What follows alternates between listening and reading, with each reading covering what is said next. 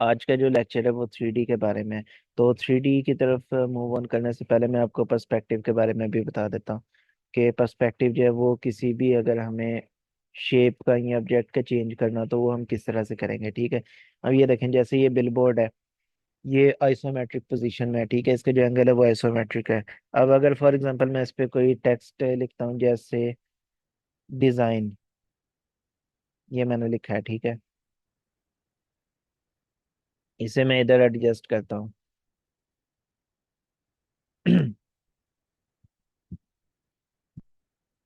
तब ये isometric angle में है। ठीक है, और ये जो टेक्स्ट है वो इस तरह से बिल्कुल स्ट्रेट है। अब अगर तो मैं इसका एंगल चेंज कर दूं इस तरह से,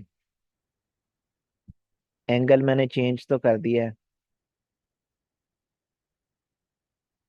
लेकिन अभी भी क्या मसला आ रहा है, ये देखें, एंगल को इसे जैसे ही मैंने रोटेट किया तो इधर से भी ये रोटेट हो गया। ठीक है, जिसकी वजह से लगा हुआ है कि जैसे नीचे से खुरच के किसी ने डिजाइन दिया बाहर को, जैसे पेपर को हम फाड़ के बाहर निकालते हैं, उस तरह की फीलिंग आ रही है। ठीक है, परफेक्ट उस तरह के एंगल में नहीं आ रहा। तो इस तरह की जो ऑब्जेक्ट्स होते हैं, ठीक है, उनके पर्सपेक्टिव को हम किस तरह से करेक्ट करते हैं, पर्सपेक्टिव टूल से। ठीक है, इस तरह की केसेस के लिए हम पर्सपेक्टिव के टूल यूज करते हैं।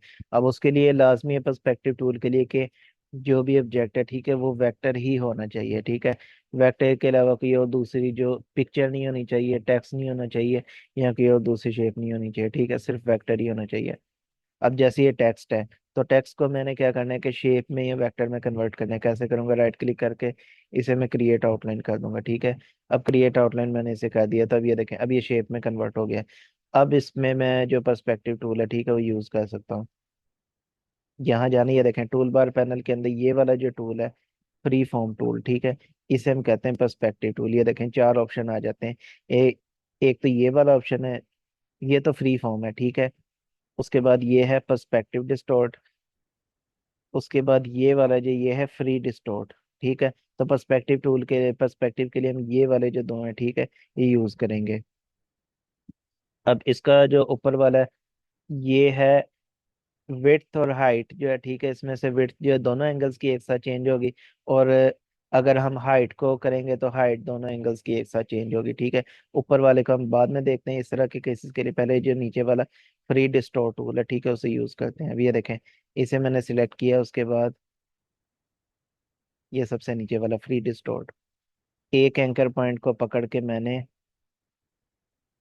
इस तरह से इसके एंगल को एडजस्ट कर दिया। ठीक है, बिल्कुल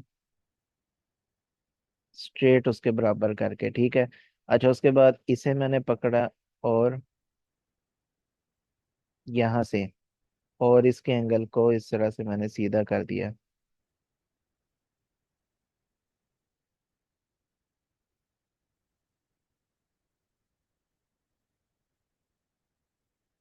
ठीक है, अब ठीक है। अब देखें, अब ये इस तरह से लग रहा है कि जो डिजाइन है बिल्कुल एग्जैक्ट इस स्क्रीन के ऊपर लिखा हुआ है। ठीक है, पहले क्या फीलिंग आ रही थी कि टेढ़ा है या फिर खुरच के किसी ने पेपर जो है वो बाहर को खड़ा हुआ दीवार से। ठीक है, अब ये देखें बिल्कुल इस पे लगा है कि जैसे एग्जैक्ट इसके ऊपर पेस्ट हुआ पड़ा है। ठीक है, तो इससे हम पर्सपेक्टिव जो है वो दूर करते हैं। अच्छा, अब समझाने के लिए मैं क्या करता हूँ कि रैंडम भी कुछ शेप्स लगा के भी समझा देता हूँ। ये एक मैंने शेप लगाई है, ठीक है, रेक्टेंगल। अब मैं इसमें से पहले ये ऊपर वाला टूल, ठीक है, ये पर्सपेक्टिव डिस्टॉर्ट लेता हूँ। ये क्या करेगा कि ये देखें, नीचे वाले एंगल को पकड़ के मैंने डिस्टॉर्ट करना शुरू किया है, ये देखें। तो ये देखें इसके साथ ये वाला जो एंगल है ना, ये भी साथ चेंज हो रहा है। यानी विड्थ जो है, ठीक है, वो पूरी की पूरी एक साथ चेंज हो रही है। ये अगर कम करूँ तो ये देखें एक साथ चेंज हो रही है, मतलब इधर से लग रहा है कि ये ऊपर वाला जो है सही है, करीब है, और नीचे से दूर जाता जा रहा है। ठीक है, ये यानी कि दोनों शेप्स जो है, ठीक है, दोनों एंगल्स, उन्हें एक साथ ये कम या ज्यादा करेगा। ठीक है, उन्हें डिस्टॉर्ट करेगा। उसके बाद ये वाला जो टूल है नीचे वाला, फ्री डिस्टॉर्ट, इससे हम किसी भी एंगल को अपनी मर्जी से चेंज कर सकते हैं। ठीक है, यानी इसे फ्रीली डिस्टॉर्ट कर सकते हैं। उसमें दोनों एंगल्स एक साथ चेंज हो रहे थे, जो नीचे वाला फ्री डिस्टॉर्ट था, इसमें हम अपनी मर्जी से एक एक पॉइंट को चेंज कर रहे हैं। ठीक है, तो ये था पर्सपेक्टिव टूल का यूज। अब हम चलते हैं 3D की तरफ।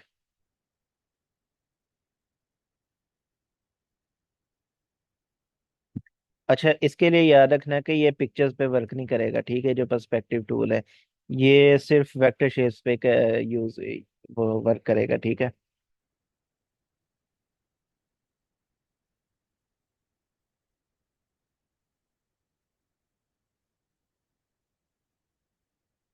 एक मैंने शेप जो है, ठीक है, वो लगाई है 3D के यूज करने के लिए। अब 3D जो है ना, इसमें तीन ऑप्शंस होंगे, ठीक है। सिलेक्ट करना है शेप को, उसके बाद फिर इफेक्ट में जाना है। इफेक्ट में जाने के बाद 3D, उसके बाद इसे करना है एक्सट्रूड एंड बेवल, ठीक है। इस पे मैंने जैसे ही क्लिक किया तो ये देखें, अब इसमें क्या है कि डेप्थ भी आ गई है। ये तो इसकी विड्थ है, सॉरी ये इसकी हाइट है ऊपर से नीचे, ये इसकी विड्थ है लेफ्ट टू राइट। और ये जो बीच वाली शेप है, ये देखें, एंगल को थोड़ा सा रोटेट करके दिखाता हूँ। ये देखें, अब इसके अंदर क्या हुआ कि डेप्थ भी ऐड हो गई है, ठीक है। ये अब शेप जो है ये 2D से 3D में कन्वर्ट हो चुकी है, ठीक है। अब यहाँ से मैं इसके एंगल्स को रोटेट कर सकता हूँ, ठीक है। फॉर एग्जाम्पल इसे अगर मैं कर दूँ 90 डिग्री, तो ये फिर क्या करेगा कि ये देखें, एक्स एक्सिस पे इसने 90 डिग्री पे रोटेट कर दिया। इसे अगर मैं कर दूं फॉर एग्जांपल 10 डिग्री, तो ये देखें इसने 10 डिग्री पे इसे रोटेट कर दिया। ये क्या कर रहा है कि ये एक्स एक्सिस पे इसकी जो पोजीशन है इसे चेंज कर रहा है। अगर मैं इसे कर दूं 0 डिग्री, तो 0 डिग्री पे आ गया, ठीक है। इसी तरह से ये जो है ऑप्शन, ये इसकी वाई एक्सिस को चेंज करेगा, ठीक है, यानी लेंथ वाइज। अब इसे अगर फॉर एग्जांपल मैं कर देता हूँ, लेट्स सपोज 45 डिग्री, तो ये देखें 45 डिग्री पे इसने रोटेट कर दिया। ये इसके जेड एक्सिस यानी डेप्थ वाइज इसके इसके क्या करेगा कि एंगल्स को रोटेट करेगा। इसे अगर मैं कर दूं 30 डिग्री, तो ये देखें ये डेप्थ वाइज को इसके कंट्रोल कर रहा है, ठीक है।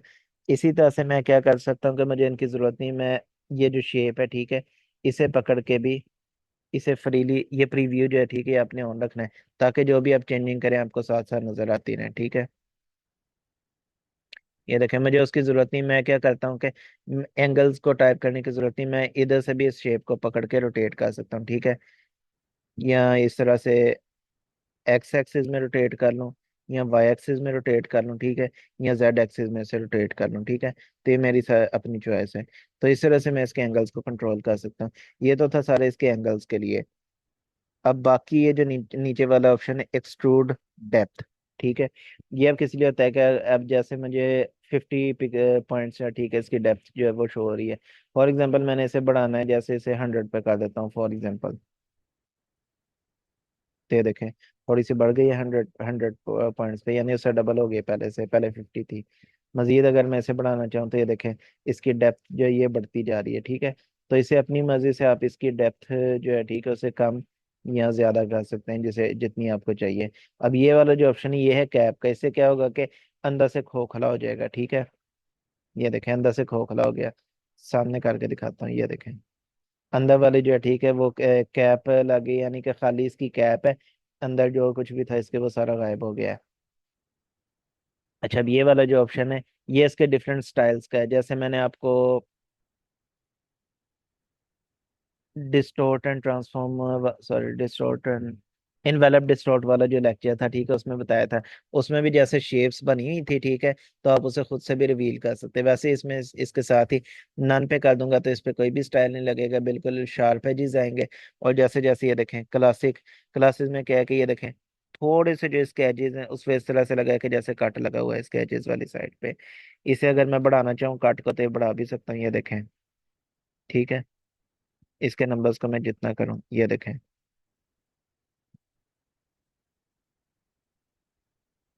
कम अगर नंबर्स को कर दूं तो ये देखें उतने ही कम होता जाएगा, ठीक है। तो यहाँ से आप इसकी ये वाली प्रॉपर्टीज भी कंट्रोल कर सकते हैं। ये सारी प्रॉपर्टीज है, ये देखें, ये वाली शेप है। आपको जिस तरह की भी शेप चाहिए वो आप इधर से ले सकते हैं, ठीक है। ये देखें रोटेट करके इधर से दिखा देता हूँ, तो ये देखें डिफरेंट 3D में आपको जिस टाइप की शेप चाहिए वो सारी आप इधर से खुद से रिवील कर सकते हैं, ठीक है। अब जैसे कि ये शेप है। अच्छा, अब ये वाला जो ऑप्शन है नीचे, इससे मजीद अगर हम नीचे हैं, ये है प्लास्टिक शेडिंग का, ठीक है। अगर मैं इसे कर दूं वायर फ्रेमिंग, इससे क्या होगा कि आपको सिर्फ इसकी आउटलाइंस शो होंगी, ठीक है। ये देखें वायर फ्रेमिंग से क्या होगा कि सिर्फ इसकी आउटलाइन शो नहीं है, ठीक है। अगर मैं इसे कर दूं नो शेडिंग, तो इससे फिर क्या है कि इसकी आउटलाइन तो नहीं शो हो रही, इससे साथ फिल भी शो हो रहा है आउटलाइंस के साथ, लेकिन शेड इस पे कोई भी शो नहीं हो रही, ठीक है। यानी शेडोज और लाइट्स पहले जिस तरह से थी, अब वो आपको शो नहीं हो रही। अगर मैं इसे कर दूं डिफ्यूज शेडिंग, तो डिफ्यूज शेडिंग वही पहले वाली थी। और अगर मैं इसे कर दूं प्लास्टिक शेडिंग, तो ये देखें प्लास्टिक में क्या होगा कि शेडोज थोड़े से ज्यादा आ रहे हैं। डिफ्यूज और प्लास्टिक एक जैसे, ठीक है, बस प्लास्टिक में आपको शेडोज हैं वो थोड़े से ज्यादा शो हो रहे हैं, ठीक है। अच्छा बाकी अभी ये देखें, इसके एक साइड पे यहाँ पे लाइट का जो रिफ्लेक्शन है, ठीक है, वो आ रही है। अगर मैं इधर मजीद पॉइंट से इसे ये देखें, यहाँ से मैं कंट्रोल कर सकता हूँ कि लाइट मुझे सामने वाली साइड पे ज्यादा चाहिए या नीचे वाली साइड पे, इस साइड पे ज्यादा चाहिए, ठीक है। यहाँ से मैं जो लाइट की डायरेक्शन है उसे भी मैं कंट्रोल कर सकता हूँ। सामने अगर लानी है तो बिल्कुल मैं इसके लाइट को सामने ले आए, और अगर एक से ज्यादा लाइट्स चाहिए, जैसे एक तो लाइट सामने लगाई है, तो ये जो प्लस वाला आइकन है ना, न्यू लाइट, ये देखें यहाँ पे लिखा भी है न्यू लाइट, यहाँ पे क्लिक किया तो अभी ये दो लाइट्स इस पे आ गई हैं, ठीक है। अब मैं डिसाइड कर सकता हूँ कि मुझे एक एंगल पे लाइट चाहिए, दो एंगल पे चाहिए, कितने एंगल्स पे लाइट चाहिए, ठीक है। अगर डिलीट करना है तो उस लाइट को सिलेक्ट करके यहाँ डिलीट वाले बटन पे प्रेस करके मैं इसे डिलीट कर सकता हूँ। अब ये है इसको शेड्स करने के लिए लाइट इंटेंसिटी। लाइट इंटेंसिटी को अगर मैं जीरो पे रखूंगा तो बिल्कुल ही खत्म हो जाएगी, ठीक है। जितना लाइट्स को बढ़ाता जाऊंगा तो वो बढ़ती जाएगी, ठीक है। यहाँ से आप इसकी लाइट्स और शेडोज जो हैं, ठीक है, उसके इफेक्ट्स को आप कंट्रोल कर सकते हैं। अगर आपने ये शेप पे डिपेंड करता है कि यहाँ से देखें शेडोज को कम करें तो शेडोज ज्यादा हो रहे हैं, ठीक है। ये आप पे डिपेंड करता है कि अगर आपने किसी चीज पे कितने शेडोज डालने हैं, कितनी लाइट्स डालनी है, उनका एंगल क्या रखना है, ठीक है। तो ये उन सारी प्रॉपर्टीज को शो करता है, ठीक है। ये वाली जो सारी प्रॉपर्टीज हैं, ये सारी आप खुद से भी रिवील कर सकते हैं। अच्छा कुछ स्टूडेंट्स का इस तरह से भी हो सकता है कि जब शुरू में 3D वाली शेप को ओपन करें, तो जैसे मैंने पहले बताया था कि शुरू में अगर आप इलस्ट्रेटर नया नया इंस्टॉल करेंगे तो आपके पास काफ़ी ऑप्शंस मिसिंग होंगे, ठीक है। उन्हें खुद से रिवील करना पड़ता है, तो स्टूडेंट्स अक्सर परेशान हो जाते थे कि आपके पास ये वाला ऑप्शन आ रहा था, हमारे पास नहीं आ रहा हमारे इलस्ट्रेटर में। तो वो खुद से रिवील करने पड़ते हैं, ठीक है। अब शुरू में जब आप 3D लगाएंगे तो आपके पास इस तरह से शो होगा, ठीक है। तो आप स्टूडेंट्स के अक्सर ये भी क्वेश्चन आ सकते हैं कि जैसे आपके वो शेडोज वाले या लाइट वाले नीचे ऑप्शन शो हो रहे थे, हमारे नहीं हो रहे, तो आपने सिंपली क्या करना है, जो मोर ऑप्शंस है ना, आपने इस पे क्लिक कर दें तो ये सारे ऑप्शंस आ जाएंगे, ठीक है। तो इस तरह की जो छोटी मोटी चीजें हैं उसके लिए पूछने की जरूरत नहीं है, आप खुद से भी रिवील कर सकते हैं, ठीक है। अगर आपको ना समझ आ रही हो तो फिर आप पूछ सकते हैं कि ये वाला ऑप्शन किधर से था। तो ये मैंने आपको बता दिया कि खुद खुद भी आप इधर उधर ऑप्शन जो है उसको देख सकते हैं और खुद से उन्हें रिवील कर सकते हैं। अच्छा अब ये है नेक्स्ट मैप आर्ट वाला ऑप्शन, फाइनल। इसको मैं किसी और शेप पे ट्राई करके दिखाता हूँ। अच्छा ये करने से पहले मैं आपको एक और सजेशन भी देता हूँ, ठीक है। कुछ स्टूडेंट्स हो सकता है ये मिस्टेक कर दें। ड्रॉप शेडो वाला जो लेक्चर था उसमें मैंने आपको एक चीज़ बताई थी कि किसी भी शेप पे अगर आप शेडो अप्लाई करें, ठीक है, जैसे इसे सिलेक्ट किया, इफेक्ट में जाके स्टाइलाइज, उसके बाद ड्रॉप शेडो, ये देखिए ये मैंने इस पे शेडो लगा दिया है, ठीक है। उसके बाद अगर आप शेडो के, फॉर एग्जांपल के मुझे इतना डार्क शेडो नहीं चाहिए था, थोड़ा सा हल्का शेडो चाहिए था, 75% इसकी ओपेसिटी, अभी तो मुझे 25% जितना ही चाहिए था, ठीक है। तो आप ये नहीं कर सकते कि सिलेक्ट करके दोबारा से इफेक्ट पे जाएं, दोबारा से स्टाइलाइज में जाकर ड्रॉप शेडो कर दें।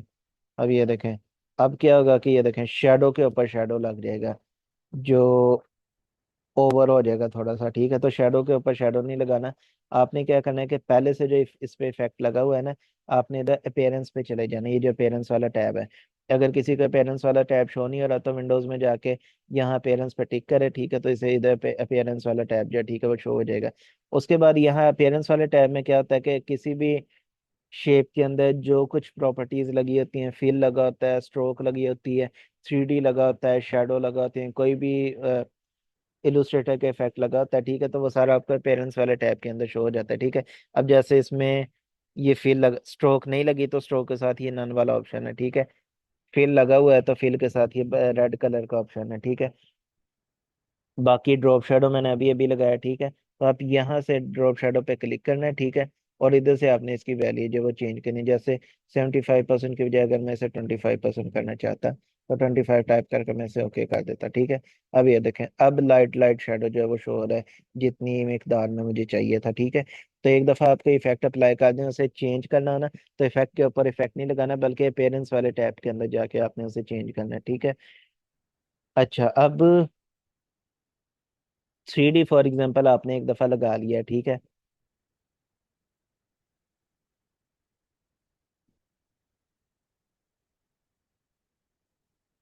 फॉर एग्जांपल आपने 3D लगा लिया एक दफ़ा, बाद में आपको याद आया कि नहीं इसकी जो डायरेक्शन है वो थोड़ी सी मजीद चेंज करनी है, या इसकी डेप्थ बढ़ानी है, या कोई भी आपने चेंजिंग करनी है, तो दोबारा आपने 3D के ऊपर 3D नहीं लगाना। ये वाली मिस्टेक तो कभी भी नहीं करनी, नहीं तो आपका जो सिस्टम है वो फिर बैठ जाएगा, बिल्कुल ही उसकी डेथ हो जाएगी आपके सिस्टम की। अच्छा, अब आपने फिर क्या करना है कि ये देखें 3D एक्सट्रूड एंड बेवल वाला जो ऑप्शन है, इसको आपने क्लिक करके ओपन करना है।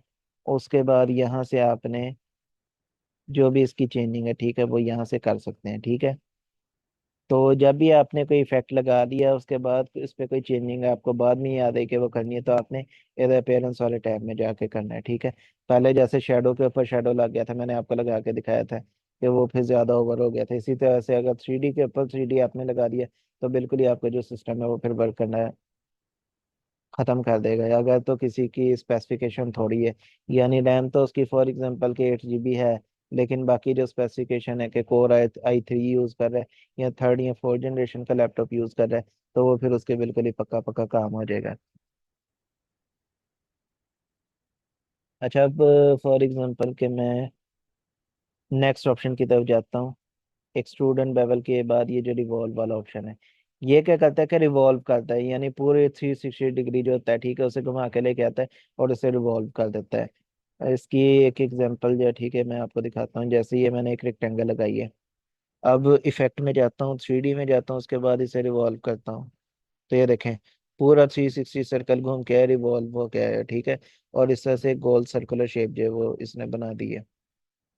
अब इससे हम बना क्या कुछ सकते हैं वो मैं अब आपको दिखाता हूँ। फॉर एग्जांपल एक स्ट्रोक जो है, ठीक है, कप या ग्लास टाइप का कुछ जो है, ठीक है, वो बना के दिखा देता हूँ।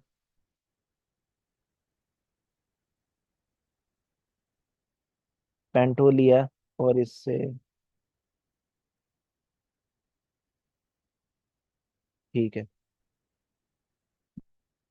जब आप आउटलाइन ड्रा कर रहे हो तो आप सिर्फ इसके स्ट्रोक लगा सकते हैं।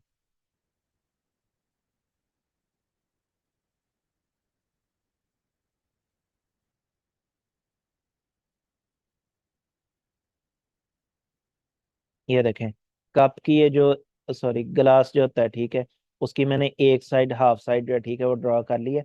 अब मैं चाहता हूँ कि सारा घूम के यहाँ से होके होता हुआ इधर आए। इफेक्ट में गए, 3D में गए, उसके बाद मैं इसे रिवॉल्व कर देता हूँ। ये देखें इधर से घूमता हुआ है और पूरा एक जो ग्लास है, ठीक है, उसकी शेप बन गई है। इसकी भी सेम वही वाली प्रॉपर्टीज हैं, ये रोटेशन के ऊपर वाली प्रॉपर्टीज हैं जो मैं आपको ऑलरेडी बता चुका हूँ, ठीक है। किसी भी तरह से किसी भी डायरेक्शन में आप इसे रोटेट कर सकते हैं।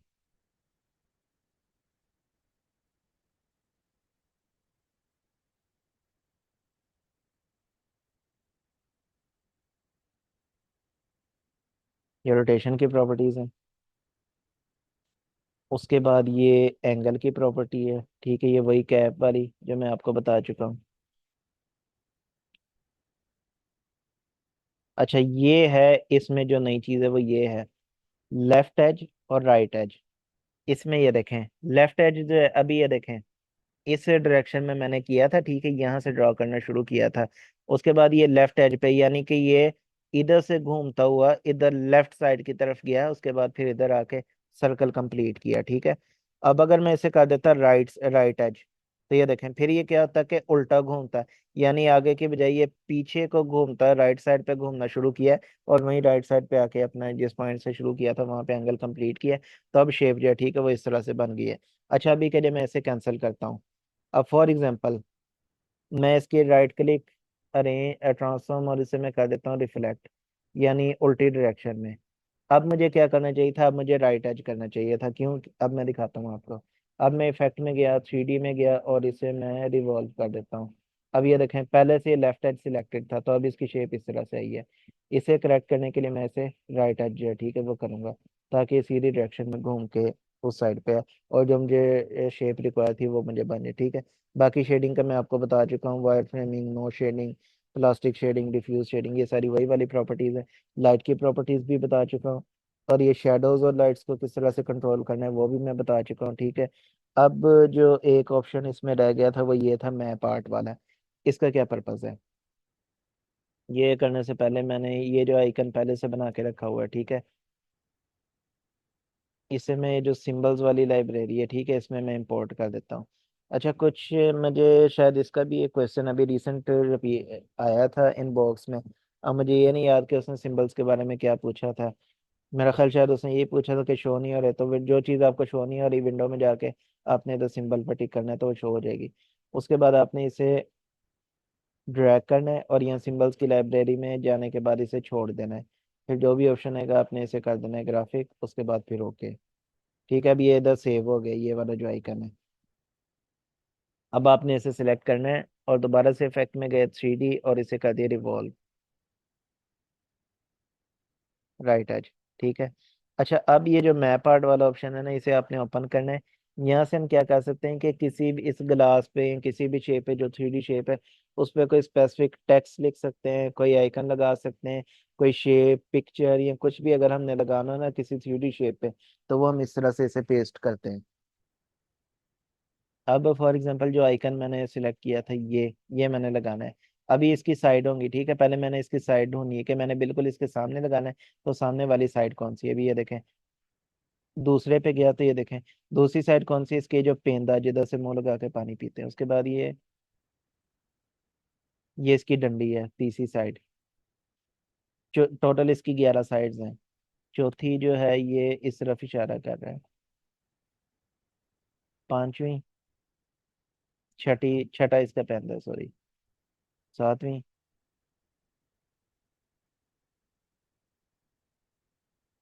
आई थिंक यही है, 11वीं साइड। चैनल लगा के देखते हैं, उसके बाद इसे पेस्ट कर दिया। नहीं सॉरी, ये इसकी अंदर वाली साइड थी, ये नहीं है।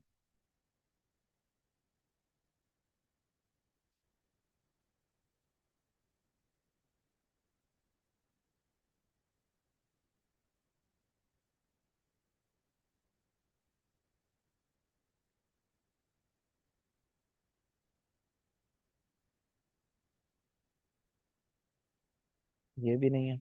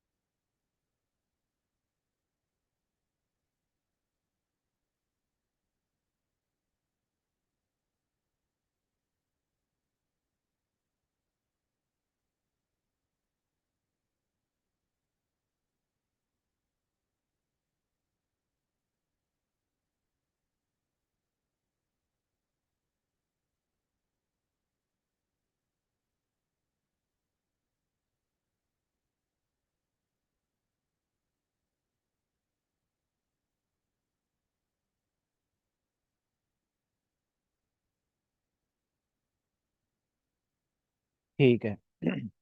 अब मैंने इसमें क्या मिस्टेक की थी कि मैंने राइट साइड पर रोटेट कर दिया था। तो राइट साइड से क्योंकि वो उल्टा रोटेट होता हुआ उस तरफ गया था, तो इसकी वो जो थी अंदर की तरफ ये जो शेप थी ठीक है वो एडजस्ट हो रही थी, बाहर की तरफ नहीं आ रही थी। तो अब ये देखा मैंने इसके लेफ्ट साइड पे करके जो है ठीक है वो इसे एडजस्ट किया है।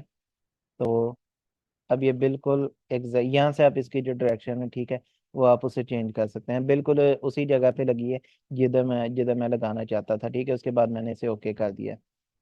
अच्छा, अब इसमें जैसे मैंने आपको बताया था कि प्रोमिनेंसी के लिए आपने लाइट ऑब्जेक्ट्स, लाइट बैकग्राउंड जो है ठीक है जितने भी, उसमें आपने डार्क जो टेक्सचर वगैरह जो है ठीक है, डार्क टेक्स्ट या डार्क ऑब्जेक्ट यूज करने हैं। और जो डार्क हैं उन पे आपने लाइट यूज करना है, ठीक है, ताकि प्रोमिनेंसी का इशू ना हो। अब इधर जैसे मैंने रेड था तो इसके लिए मुझे क्या करना चाहिए था कि आइकन का कलर मैं चेंज कर लेता वाइट, उसके बाद फिर इसके ऊपर लगाता, ताकि प्रोमिनेंसी का इशू ना हो। तो आप लोगों ने जब असाइनमेंट्स करनी है, रियल प्रोजेक्ट्स करने हैं ठीक है, असाइनमेंट में तो मैं अपना फीडबैक जो है वो शेयर कर देता हूँ। रियल प्रोजेक्ट्स जब भी आपने करने हैं तो इस तरह की जो छोटी छोटी बातें हैं, उनका आपने ख्याल करना है। अच्छा, अब तीसरा एक ऑप्शन रह गया है। वो सिर्फ एंगल चेंज करने के लिए, डायरेक्शन चेंज करने के लिए, ठीक है। इफेक्ट में गए, उसके बाद मैं इसे कर देता हूँ रोटेट।